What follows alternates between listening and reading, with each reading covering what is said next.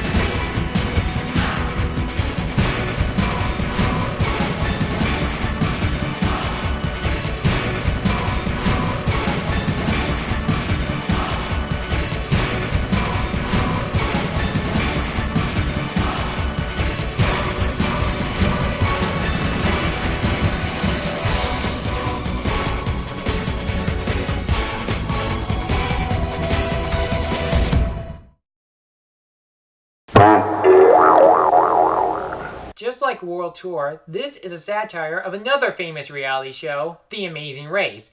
The Ridonculous Race is about 18 teams that are in groups of 2 competing against other teams in a race around the world. In fact, 4 characters from the original series, Owen, Noah, Jeff, and Leonard, are actually competing as well. But just like in the original, they had to compete in life-threatening challenges to win $1 million. But they had to make sure they don't come in last because the last team to reach the chill zone may be eliminated. So as a spin-off series, this still captures the spirit of the whole franchise, including the challenges and the interactions.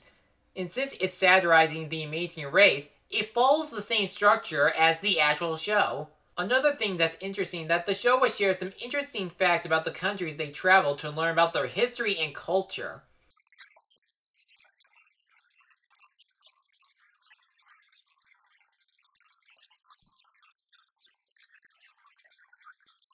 But what I was surprised about this show is that it often helped teams achieve their personal goals, not just simply win the million.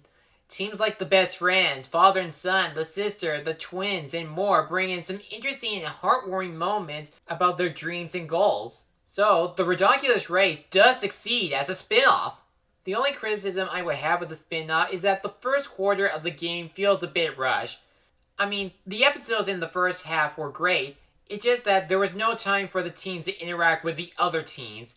They do interact, but it's mostly in small spaces. And they will often fast forward on what team gets placed in with each chill zone they go to. It isn't until the second quarter of the series, once a few teams left the game, that's when we get a lot of interactions, and the pacing is pretty good. It may not be Total Drama Island, but it is still enjoyable when it's trying to be its own thing. There are a lot of characters in the series, but it really depends on who we focus on. Let's start off with the host of the show, Don. He's not like Chris McClain because he's sane and he plays by the rules. It does depend on how you feel about Chris, what he does to his players, but Don is a good host. There are some teams like the reality pros, the tennis rivals, the fashion bloggers, the server dudes, and the police cadets can bring in some funny moments and have a bit of that quirky personality. The rest of the teams are really interesting when it comes to achieving their goals the longer they stay in the race. For example, Emma is a pretty well-developed character with an interesting backstory about her breakup and studying to become a lawyer, but her sister, Kitty, just wants Emma to be happy again. There are other teams that have their own dreams they want to achieve. Carrie has to admit to her friend Devin that she loves him, the twins have to overcome adversity, the stepbrothers have to learn to get along with each other, and Dwayne wants to spend some good quality times with his son, Junior. But I will admit, there are 2 teams that I didn't really care about their goals. One is Kelly and Taylor, the mother and daughter team, which are considered rich, with Taylor being the rotten spoiled girl. And second is the Daters regarding their relationship, and it's so messed up. There are also these other 3 teams that are just passed on as dumb stereotypes, like Lori and Miles are just the vegans that want to win the money for Mother Earth, the geniuses are the nerdy know-it-alls, and the Larbirds are the annoying comic reliefs that believe they can cast magical spells, but they're obviously just wasting time.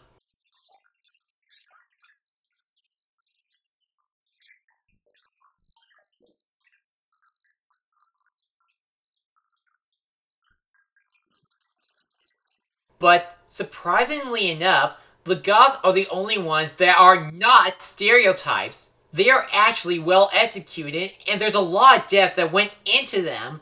The rockers can be enjoyable, with Spud giving out different material as the lovable sidekick to Rock, as well as their determination to stay in the game. Finally, you got the villains of the spin-off, Jose and Jock, the Ice Dancers that want to take home the gold. As villains, they're definitely love to hate with their passion to win first place and Jose having a psychotic side. There will be a few teams that you won't like, but thankfully the spin-off managed to focus on the other teams we do like.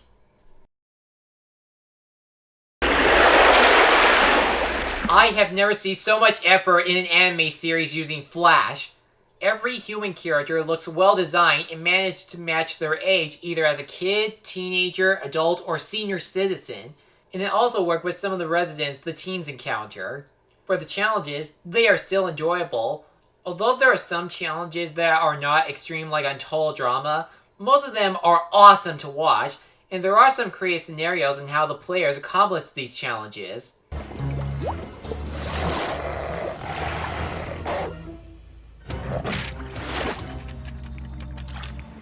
But the biggest highlights of the spin-off are the backgrounds.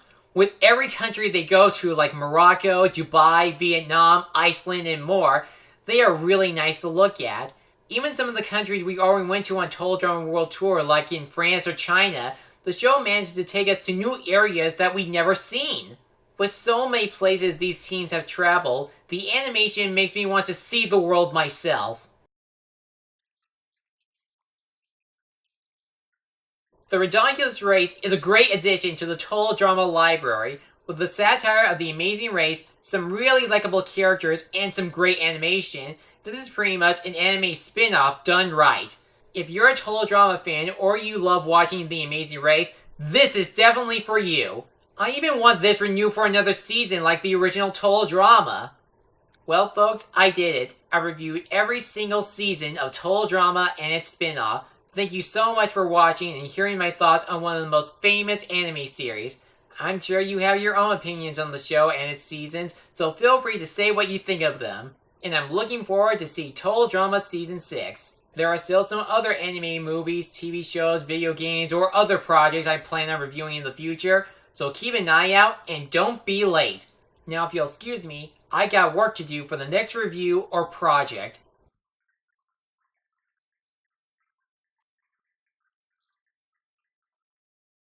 Thank you for watching my video. Feel free to like, comment, and subscribe me to share your thoughts. And stay tuned every week for a new review and other project. See you soon.